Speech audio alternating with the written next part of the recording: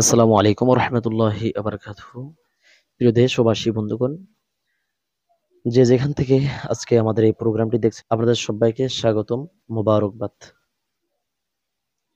আজকে আমি আপনাদের সামনে আরো একটি ভিডিও নিয়ে উপস্থিত হয়েছি। এই ভিডিওর মধ্যে আমরা আপনাদেরকে বলে দেব কিভাবে আপনারা আপনাদের শত্রুর মুখকে বন্ধ করবেন। শত্রু কম বেশি প্রত্যেকের সাথে আছে, শত্রু সবার সাথে থাকে, শত্রু থাকবে, এটাই স্বাভাবিক। একটা কাজ করতে গেলে দেখা যায় কারোর মন মতো যখন হয় না, তখন তার বিরুদ্ধে শত্রু হয়ে দাঁড়ায় সে। শত্রুর নিদ্রা বন্ধ করার জন্য যে তদবিরটা করবেন আপনি, এই তদবিরটা করলে শত্রুর নিদ্রা একেবারে বন্ধ হয়ে যাবে, সে ঘুম আসতে পারবে না। অবশ্যই এটা অবৈধ কাজে ব্যবহার করা যাবে না, হালাল ভাবে, হালাল পন্থায় ব্যবহার করতে হবে। কিছু হারাম জায়গা আছে যেখানে আপনি ব্যবহার করলে এটা জায়েজ হবে না, সেজন্য এটা আপনি ব্যবহার করবেন না। কিতাবে বলা হয়েছে শত্রুর নিদ্রা বন্ধ করার জন্য তদবির।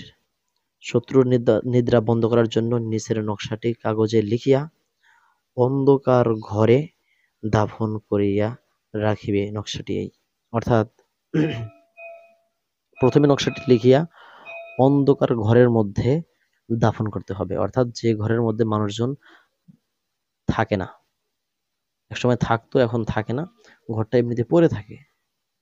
অর্থাৎ হয়তো কোনো ঘরের মধ্যে মানুষজন থাকতো, এখন তারা বিদেশে চলে গেছে বা শহরের ভিতরে থাকে, ঘরের মধ্যে বর্তমান মানুষজন থাকে না, এরকম একটা অন্ধকার কোথায় আছে খুঁজে আপনাকে বের করতে হবে। এরপর ওই ঘরের মধ্যে এই তাবিজের নকশাটুকু দাফন করতে হবে। আর অবশ্যই নকশার নিচে ওই যে ব্যক্তি আপনার শত্রুর নাম লিখতে হবে। তাহলে দেখবেন তার তার মুখ হ্যাঁ, তার নিদ্রা একেবারে বন্ধ হয়ে যাবে, সে ঘুম আসতে পারবে না, রাত হলে সে ঘুম আসতে পারবে না। এটা যদি আপনারা এটা অবৈধ কোনো কাজে ব্যবহার করেন, তাহলে এটা দায়ী আপনাদের। আমি শুধু বলে দিচ্ছি কিছু হালাল পন্থায় ব্যবহার করার জন্য।